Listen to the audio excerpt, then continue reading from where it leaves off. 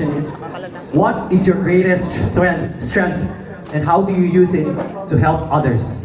I repeat, what is your greatest strength and how do you use it to help others? In Tagalog. Okay lang? Yes. Okay. Ano ang iyong pinakamalaking kalakasan at paano mo ito ginagamit upang tulungan ang iba?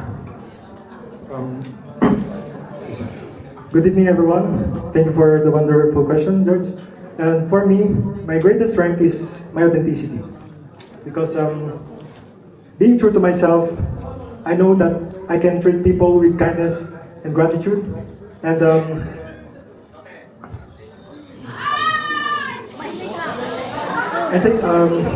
and I know that through my personal experiences and unique stories in life, I can make a great impact and uplift others with the help of this. And I know that Kaya mo yan. Tagalogin na. Yes! I know that being true to yourself is the only key to succeed in life. And always remember that kindness always wins. That's all. Thank you. Thank you so much. So here's a question. How do you show respect to others even when you disagree? I repeat, how do you show respect to others even when you disagree? In Tagalog, paano mo ipapakita ang paggalang sa iba kahit na hindi kayo sumasang-ayon? Thank you for that question. I appreciate that. It is important for us to balance things first before we disagree on things. I believe that empathy and respect to the people that you are speaking with is showing respect and kindness, and that kindness should be transcend to people. Thank you. Thank you so much. Number 6. The question is, how would you define modern masculinity? Paano mo bibigyang kahulugan ang modernong pagkalalaki? Thank you for this wonderful question, because man is not only a father, a brother, or a member of family, but is the man is guide everyone. It's like equal like female and men. So I will just express my opinion about equality of being a man and a woman in the society today, in the modern way. We have to be fair for each other. And I thank you. Malabi na, sumigaw na siya. Hello, good evening, how are you?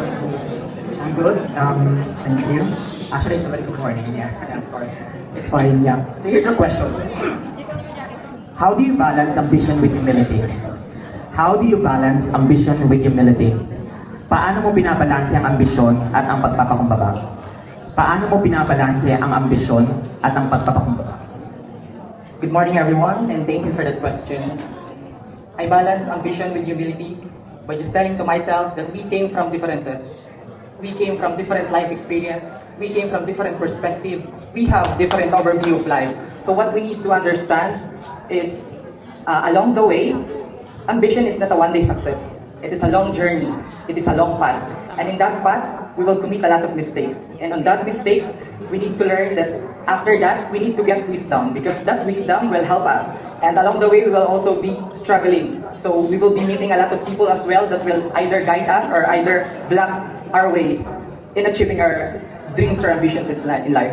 So to all my fellow men right here, my fellow countrymen rather, I want to tell you that achieving your ambition is not a hard journey. What you need to understand is God has already made a path for you, and you will achieve it.